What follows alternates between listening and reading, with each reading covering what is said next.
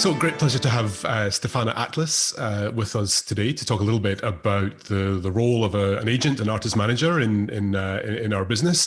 Stefana has a very successful career, many achievements, including working for many years with Kurt Masur, which probably would lead to some interesting stories, and recently working for some major artist agencies like IMG and Columbia Artists, and recently having just founded your own agency, New York-based, Arabella Arts. So a very experienced figure, and thanks very much for spending a little bit of time with us today. Maybe we could just start a little bit, because you're European, you're in New York now as I speak to you, I guess. You've worked in Europe, you've worked in North America. Maybe it's interesting just to talk a little bit about the differences between the orchestral scene in North America and Europe. Of course, the thing that underpins that is funding, of the way that orchestras are funded. But maybe you could just speak a little bit about how you see the conductor's role as being different with a European orchestra as opposed to an American orchestra, for example. Sure. And pleasure to be here. Pleasure to be with you. Well, in Europe, of course, the governments are funding orchestras. The governments, the cities of the individual cities, but it is publicly funded. The musicians and the conductors are, the orchestras are publicly funded. In America, of course, we depend on fundraising, and the National Endowment of the Arts does not support so much the arts. There's a very small percentage that goes towards supporting the orchestras and the musical activities in America. So basically, subscriptions or income that is generated from subscriptions is about, I'd say, 35% of the annual budget of an orchestra. And so the rest is about, going and raising money, having relationships with donors. So the conductor's role in Europe is a little bit different than it is in America, because in America, as the leader of an institution, as the leader of an orchestra, together with the executive director, you do have to do a certain amount of cultivation, cultivating donors. And for some conductors, it comes absolutely naturally. And I think if I look back at Kurt Masur's time at the New York Philharmonic, that was not something that he totally understood why he needed to do this, go and cater to different, potential donors. But nowadays, it just goes without saying, but it's also about being a communicator and bringing music, or trying to explain to the donors what you're trying to achieve artistically. And so what better messenger than the conductor, the leader of an orchestra, to do so, and it's partnerships. It's not so black and white. People give money to support, and they don't want to have anything to do with it, other than making a donation. It's more being part of a family, a musical family, with obviously defined roles. The conductor on the podium, the donors backstage giving, underwriting maybe a special project, a special artistic project, but being part of this musical family that actually is universal, because music is universal. So we go about in different ways in Europe. When you have such a position as a conductor, music director of an orchestra.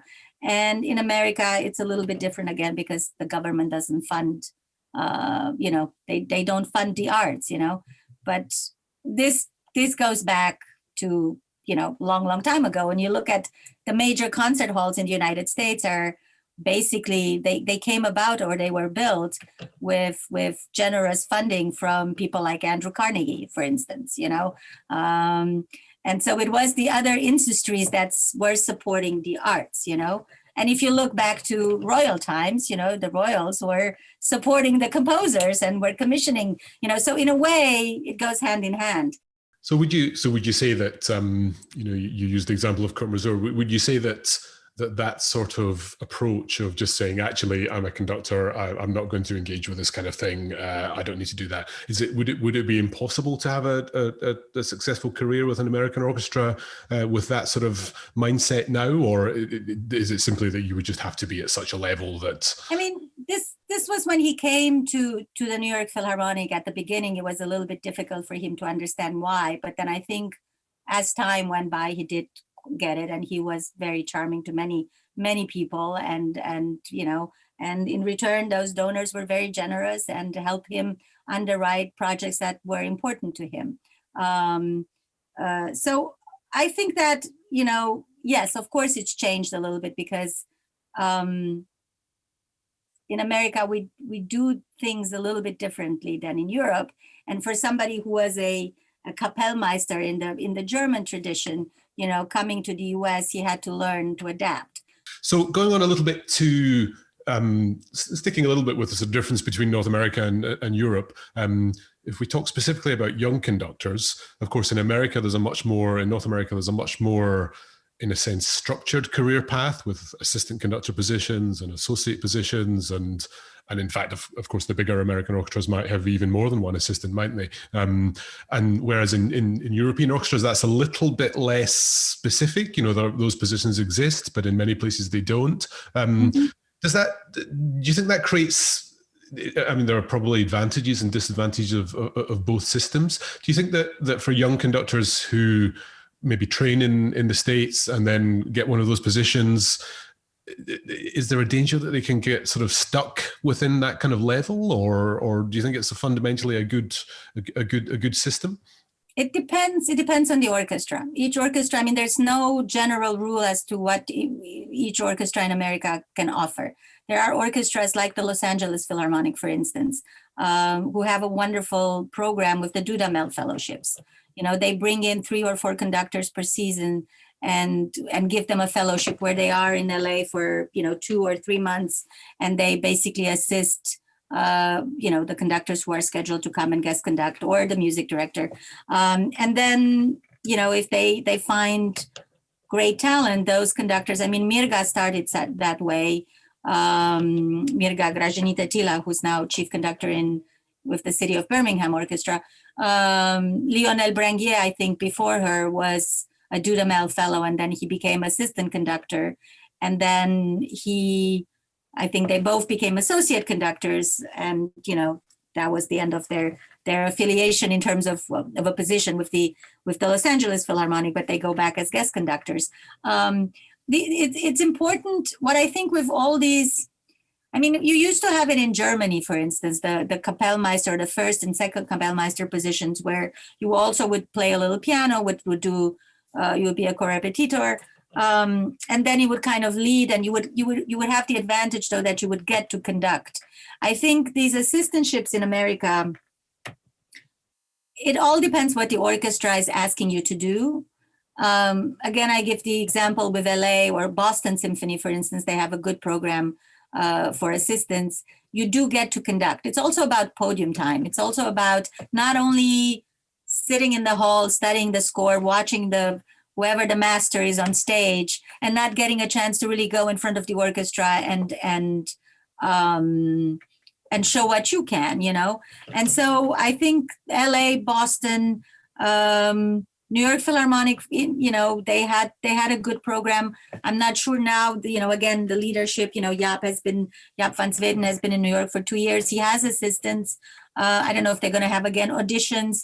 Chicago Symphony didn't have any assistants. It depends on the place and what you get to do. Dallas has a very good program where they have assistant conductors for 2 years. They give their assistants quite a fair amount of conducting, whether it's children concerts, community concerts. And you want to hope that assistantship at one point leads to podium time in subscription. That's what normally a contract like that would bring you at one point in time to conduct your own concert and make your debut with that institution, with that orchestra. So, but, it depends. There are other places where they say, no, you're the assistant, you just be there. And so in some cases, even if the conductor who's on stage and scheduled to conduct that week gets sick, you still don't get to, they still may bring somebody from outside. So we have seen all these scenarios unfold. But, it's important. The main problem with being a conductor is that you cannot just practice it. You can do things in front of the mirror on your own, but it's not the same. You need an orchestra. So that's where podium time is so important, wherever you are, whether you have a Kapellmeister position in Germany, or an assistantship in America or in the UK, or, it's important that that young person gets opportunities. So it's so important to get that sort of, after studying, that opportunity to be embedded. I was just thinking when you were speaking there of a former student who was one of Masur's assistants in the later years of his life, and he used to say that they all used to say that the Holy Grail was to be there with him when he cancelled, but late enough and far away enough from somewhere else that they couldn't bring somebody else in, and you would then get the chance to. It never quite worked for him, but of course, fantastic experience to be. Yes, around no, him. absolutely, but he was. It's very funny because Kurt Masur, obviously, everybody defines him as the German conductor, Kapellmeister, raised in the tradition, et cetera, et cetera. But I mean, I spent, a long time with him. I started working at the New York Philharmonic. I was 23 years old, and I was with him all the way until he passed away. I mean, at some point he had gotten frailer and he couldn't really. It prevented him from conducting, and he had Parkinson's. So it was challenging, to conduct, shaking and not seeing, and all the good stuff that comes with, getting a little bit older. But when he came to the New York Philharmonic, for instance, they had an assistant conductor for years who was just waiting backstage for the conductor on stage to collapse and just get his shot and go do his thing. And Masur said, well, no, we shouldn't do this. We should see various people. And we were having auditions, bringing in conductors, a couple of conductors every year, and giving everybody an opportunity to observe, of course, but also if there was an opportunity to be on the podium, that could happen. And then letting them go out in the world. And, because he said there's no reason for a conductor to just wait, be there stuck and not, so he tried to shape that assistant conductor position in a different way. And it's funny because in Germany, there is this institution called the Dirigentenforum, which actually Masur put together. In East Germany, in Jena, it was his idea, and it's sponsored by the Musikrat, the German Music Council, I think, if you have the translation. And this continues to these days, and masters or established conductors come and give master classes every year, or there are workshops for a week or two where there is a selection process for German speaking young people. And that is a platform, there's not many platforms for conductors, but I think that Masur in a way was a pioneer in for a lot of young conductors or this next generation. And he was somebody who was giving a lot back. I mean, he did so many master classes, and that helped, there are not many who would do this, and I think it's so important. And actually now, if you look at the Simon Rattle generation, and then there is the Daniele Gatti generation, so the 50s, the 60s, but now you have a lot of great talent in their 20s, 30s, and 40s. There's many more conductors out there than when I used to be at the Philharmonic 25 years ago. There were not so many, there were less choices. Everything. I think that's right. I think the sort of, the opportunities have increased, the education has improved, and also I think a little bit. I think orchestras are now, particularly the great orchestras, they're now a little bit more willing to say, well, of course they're 26. Of course they're not yet the finished article, but instead of just kind of huffing and puffing and turning our nose up at them, we should be part of improving them, of course, and teaching them the difference between conducting the New York Philharmonic and a student orchestra, for example. Yeah, no, absolutely. And I think that the orchestras, if you look at the Berlin Philharmonic, and the people who were there, the musicians who were there under Karajan, they're no longer there. There is a rejuvenation also in what, there's a lot of young people now in the Berlin Philharmonic and in all these major orchestras around the world, which is fantastic because there's great conservatories around the world and they produce wonderful, wonderful, talented guys who, devote their lives to music. And they also look at who's, there used to be, especially in the Latin countries. I'm not, they're wonderful, wonderful people and wonderful musicians. But if you are playing in France or Italy or, they did not take young conductors standing in front of them seriously. Of course, it takes a young conductor also, a certain power or know-how to ascertain themselves in front of an orchestra.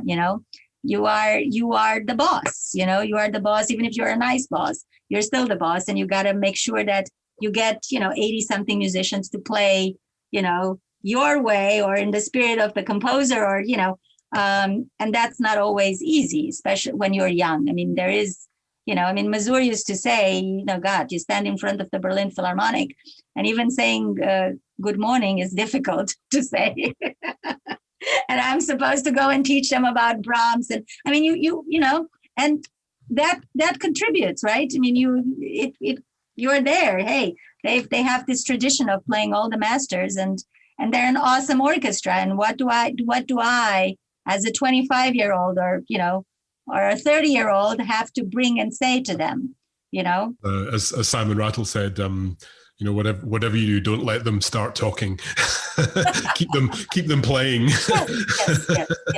Yes. In Berlin, especially. Yeah, and I remember also speaking to Pavel Jarvi about that. When he went back to, I think he conducted the first time in Berlin relatively early in his career, and then left it for 20 years or something, and didn't go back again until he was in his early 50s, and thought that actually you need to wait that long actually. Well, you need to grow. I think conductors need to.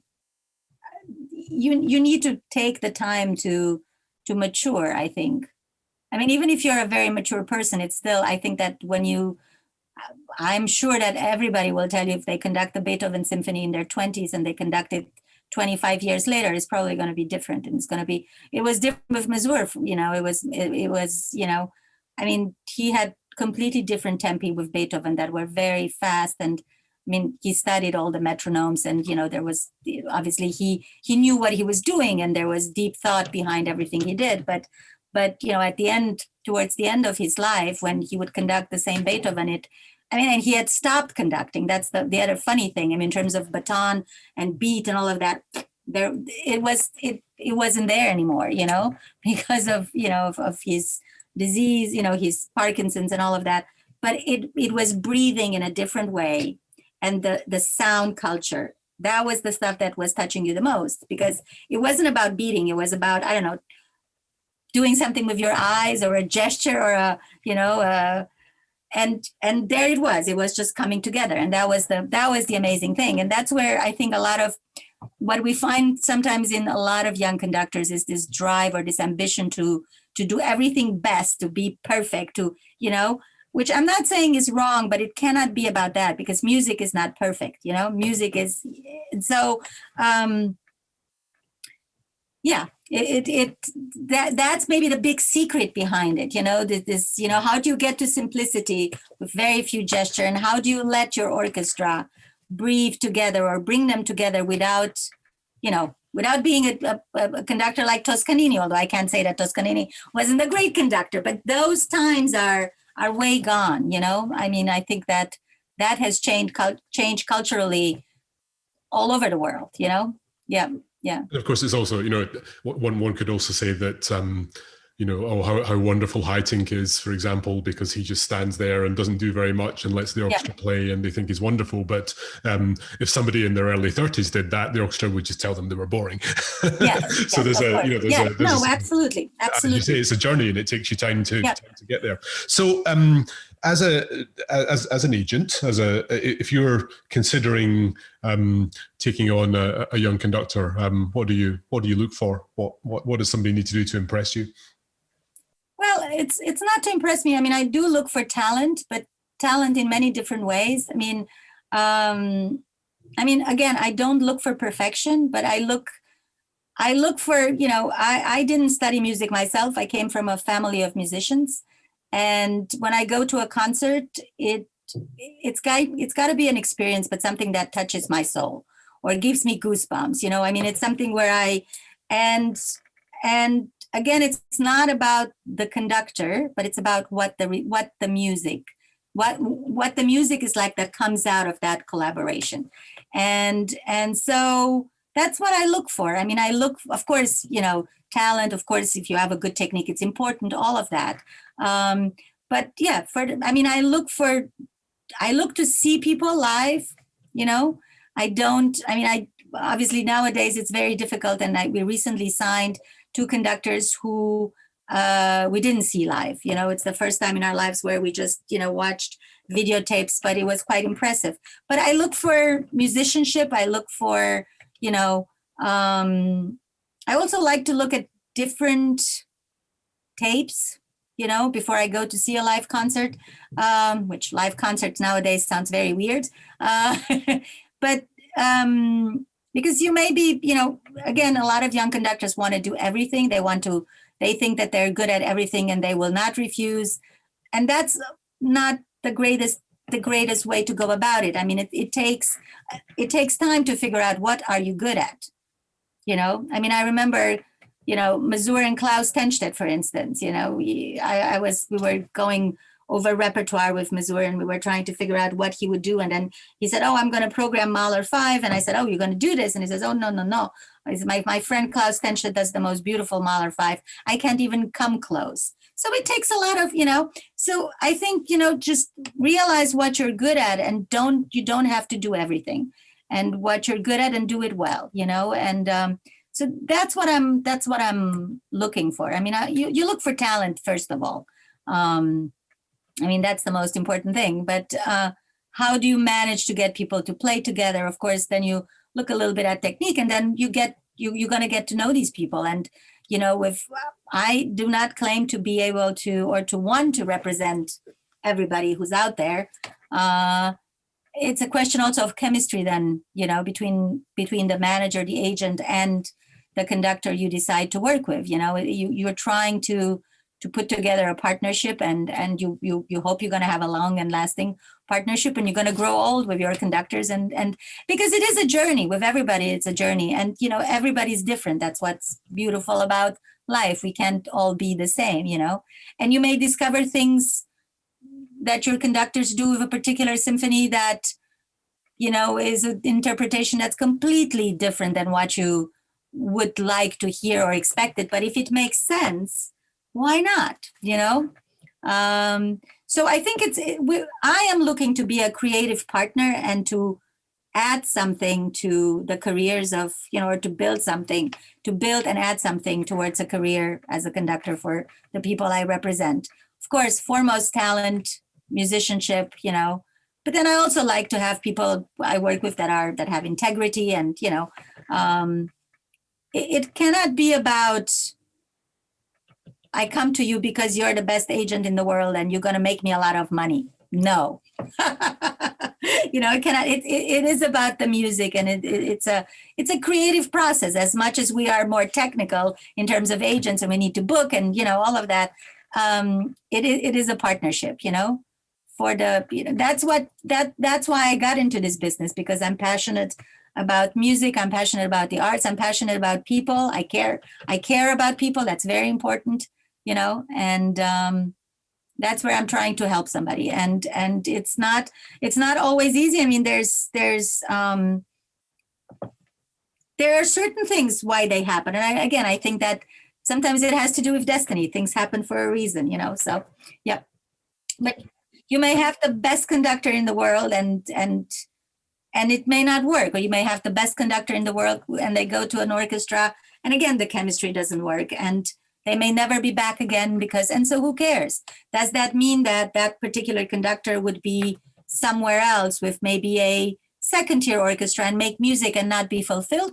No, you can be very much fulfilled elsewhere. Again, it's a question. It's like a marriage. You know, you can't be married to everybody, and so anyway. And of course, so many of the great conductors all have stories about experiences early in their career, or even later in their career, where the chemistry just didn't work. You know, and it's Yeah. Of course, easier to deal with that once you've already had some good chemistry. It can be hard at the beginning.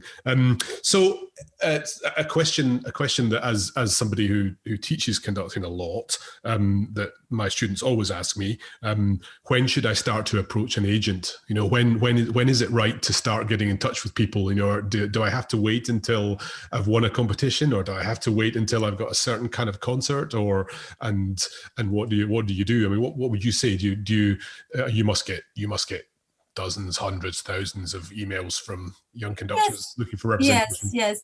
I mean, look, you should go and approach an agent when you feel it's right, and that you have to contribute. You can contribute something towards a guest engagement, or or a music directorship, or when you think you're ready. I mean, that's something you have to know. When you finish your studies, or when you're in the midst of studying, you have to know, okay, this is maybe at the beginning you don't need an agent when you're still studying, and you go and observe things, or you do little concerts here and there, and I think you have to be ready yourself to know when is that moment where I think I'm so good, or I am so ready to face the world and go and be in front of an orchestra, and what I will contribute to that concert and that music making makes sense for somebody then to share the narrative and spread the word that I exist. And and I think that that's something very personal that probably conductors would know. I mean, it was funny because with Mirga, I had approached her. I had seen her at a master class in Germany that Kurt Masur was giving on with all the Beethoven symphonies. We did this with the Beethoven House in Bonn and with the Beethoven Orchestra. And she was, I think, she was in the second course that we did. And I had approached her. I said, I would very much like to manage you. And she looked at me and she said, well, what would an agent do for me? I mean, and it's true. You think about, why do I need an agent? I mean, an agent, when you're a good agent, you're an agent who secures engagements. Obviously, there's this saying in our world that it's up to us to give them a break, to give the conductor their first break, but it's up to them to get reinvited. So of course it's easier. Again, it's a partnership. I mean, and you should, if you think you're ready to go and apply for positions, to go to competitions. I mean, I am not so fond of competitions, although competitions can open doors, but you don't compete in life. I mean, it's just, and you may not be somebody who's good at competitions. That does not mean that you're not going to have a career. I mean, those competitions, they did not really exist in the past. And there are lots of people who have wonderful careers without having won competitions. And there are people who have won competitions and have wonderful careers. And there are people who have won competitions and have no careers.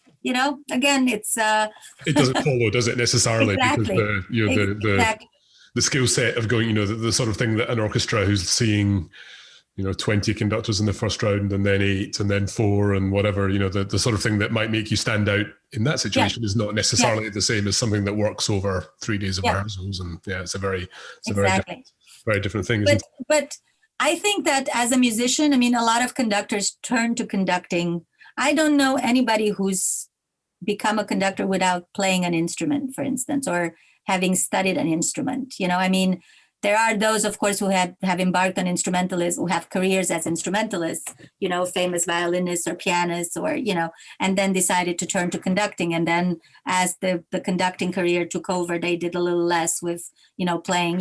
There are those who, I mean, I think that it's always good to have a focus on whatever you do. So if you decide at one point to be a conductor, then be a conductor. I mean, you can do both. I mean, you look at Barenboim. I mean, I think that he's somebody who's quite an extraordinary musician and who has achieved that. But there are others who are wonderful musicians, but maybe the conducting is not up to the same quality as the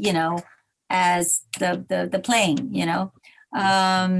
So but if you start in school and you have an instrument, and then you say, okay, I'm going to take a major in conducting, and you turn to conducting, it's always good to look. I think everybody who has an appetite and an interest, somebody who sparkles, and you see that in people, where you can see that in somebody's eyes, where you look for things and you want to be informed, and you go to concerts and you meet people. You can go and meet an agent while you're in school, and say, hey, come and check me out, and, give me advice and I'll grow. And it doesn't mean it, again, it doesn't, with anything we do, I find now that maybe I'm a little bit older and wiser, is that there is no rush. Things will come. Give yourself time to grow and mature and go deeper and keep in touch. Keep in touch with people. It doesn't matter if somebody hasn't signed you while you were in school, that it's going to be terrible for you. But go and, maybe keep in touch. Tell people, look, I'm going to go to this competition, and you may go to that competition and not win the competition, but maybe that agent can see something, can see how you communicate during rehearsals at the competition or how you do things. And that can contribute that at some point you get signed by that agency. And there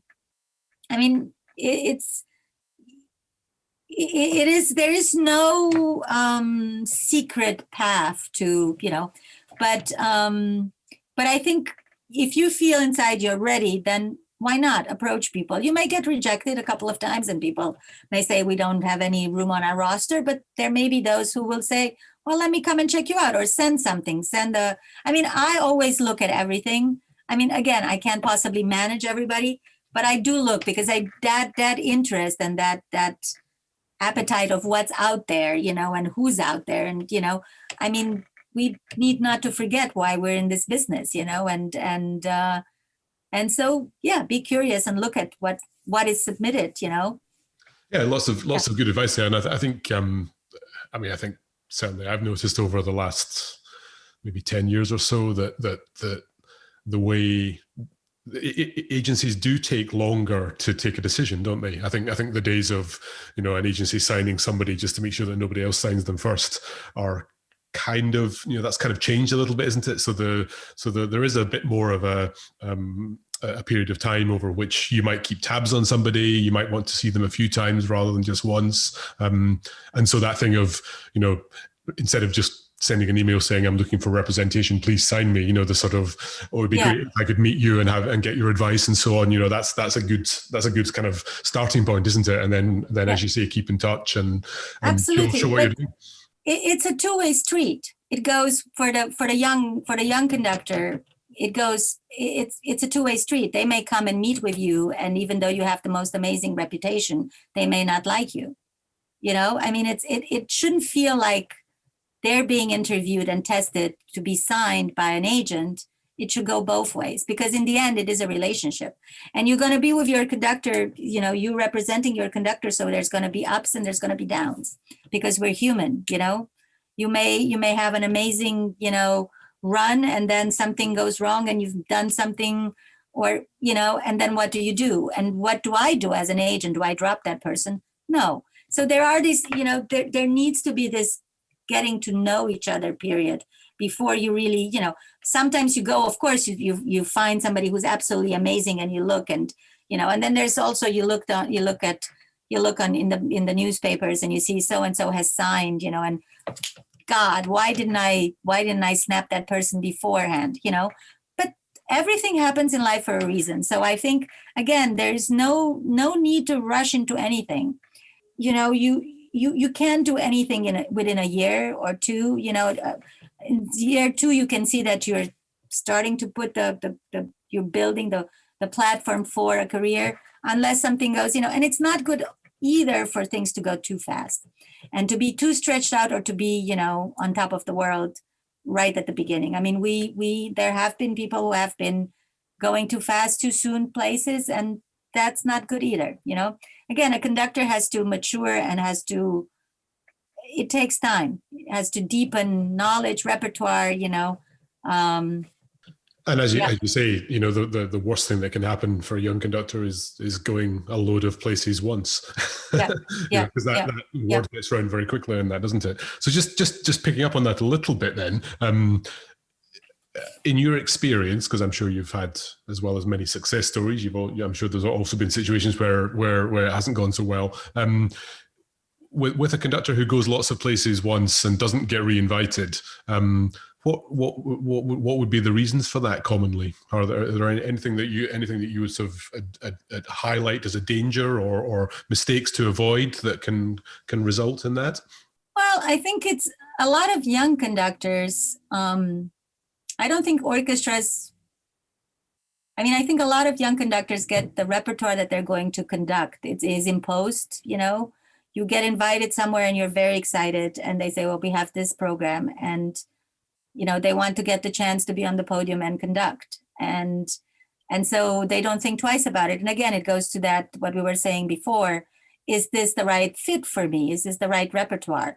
And I think sometimes when you're young and you're not as experienced, and that's what I've tried with some of my conductors who have gone to major places. I've always tried to make sure that the givens for those debuts were the right thing. And it starts with the repertoire, you know, it starts with the repertoire and then the number of rehearsals, you know.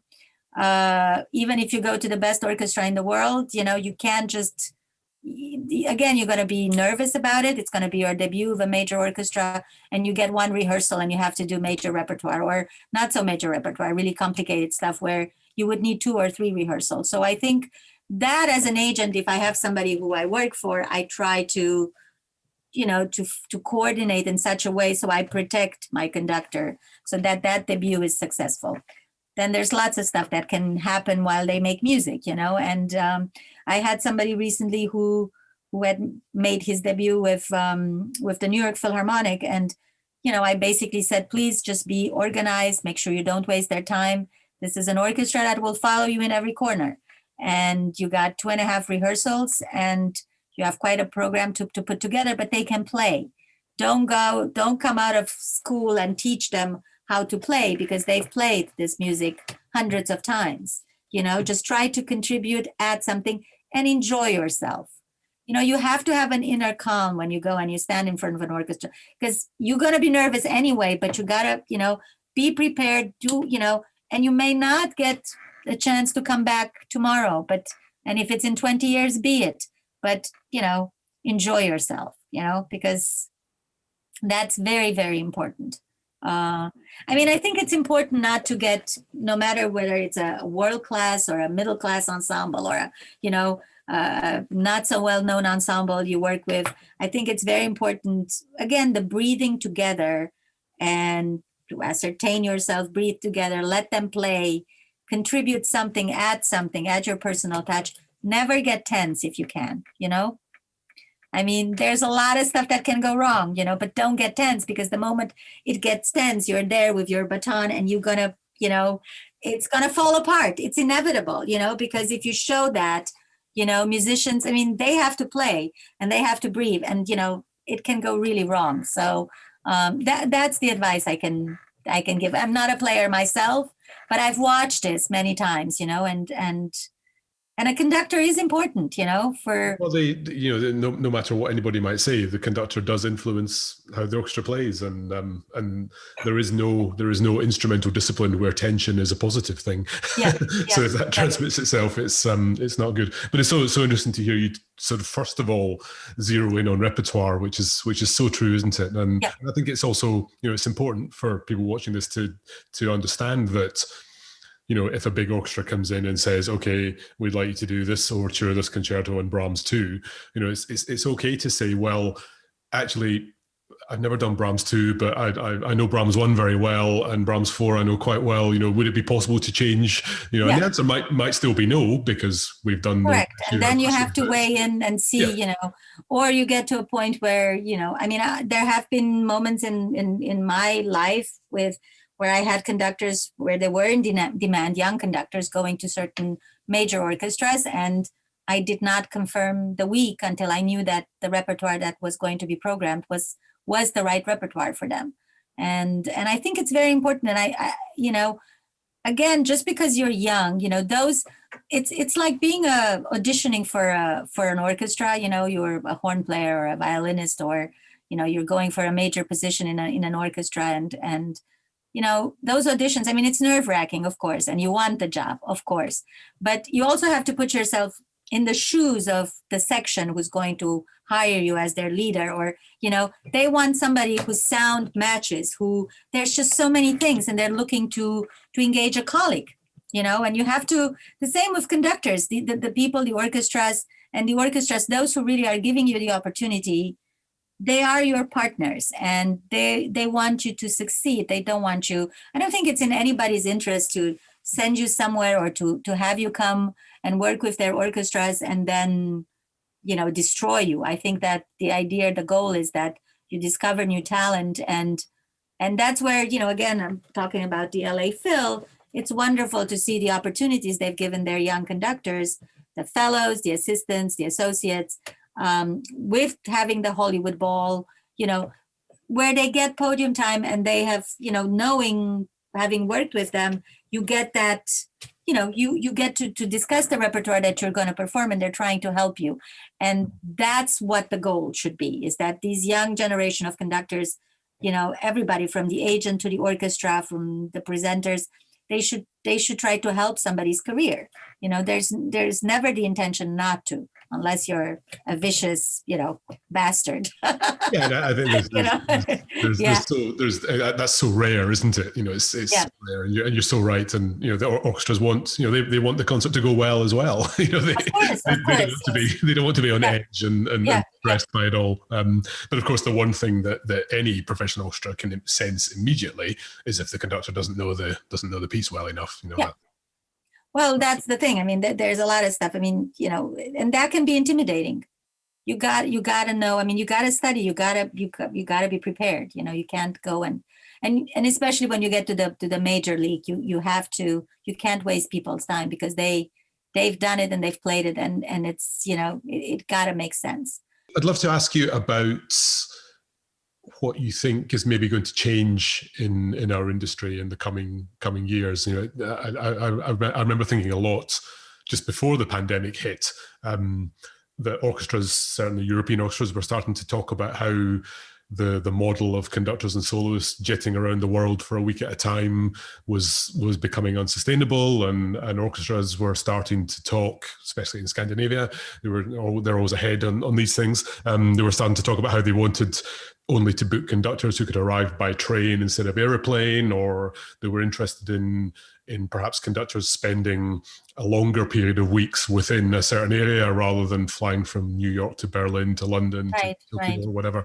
And now, of course, we've had this period of everything being more or less entirely closed down and travel being much more difficult. Do you think that in 5 years' time we'll turn around and we'll just be back to where we were 5 years ago, or do you think things are genuinely going to change?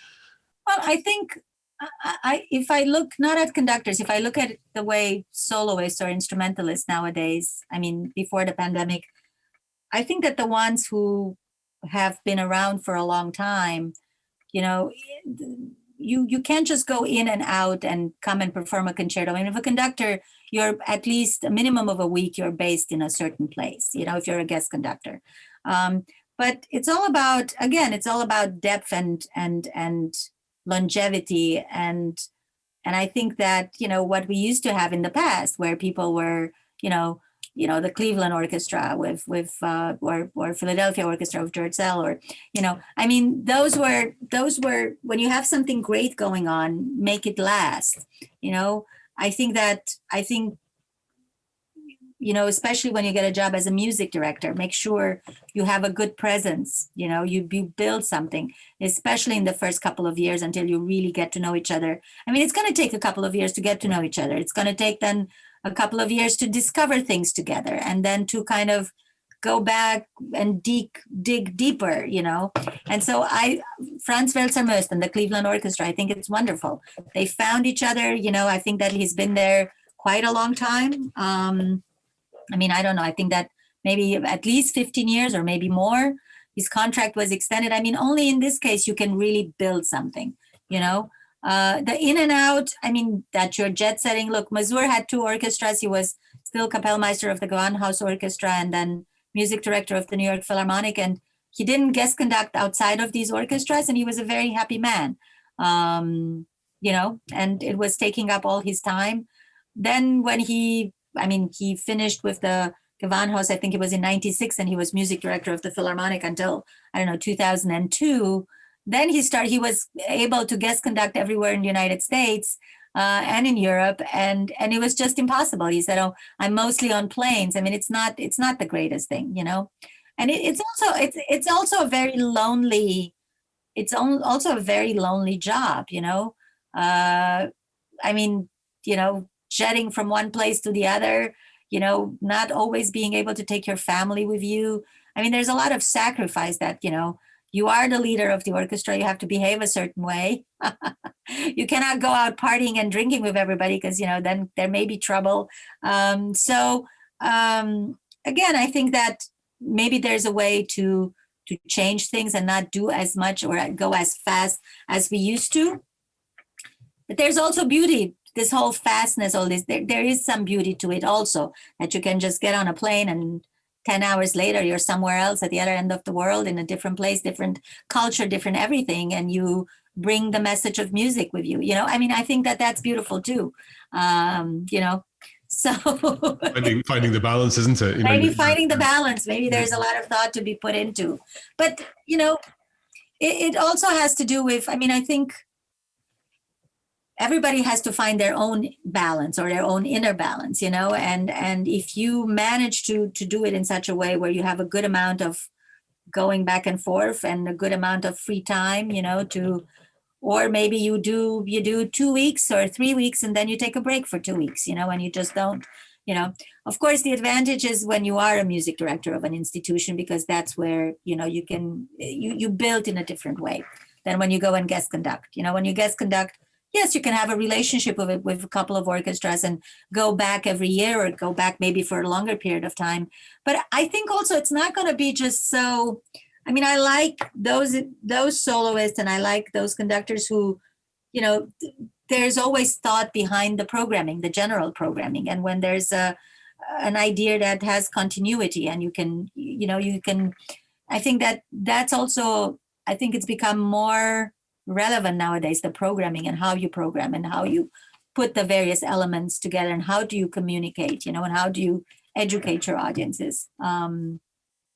And if you do it very fast, then it's one time and then you never, that's impossible. It can't, you know, so, you know, it's long standing relationships. They're always, I think, good, you know, as long as you keep the excitement alive, you know, that's important too.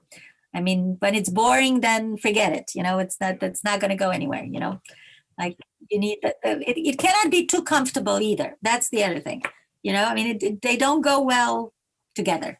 You know, it's also just I think a question of how you define a successful career, isn't it? You know, the sort of idea that a lot of young conductors or students have, that a successful career does mean that you're flying around the world conducting a different orchestra week by week, and you know some people suit that kind of lifestyle and some people don't, and you know that's fine. Oh, absolutely, you know, it's fine to realize that and realize that perhaps a career in a European opera house where you're, you know, in the same place for 30 weeks a year and traveling for 10 is fine, isn't it? There's lots of different ways of doing it.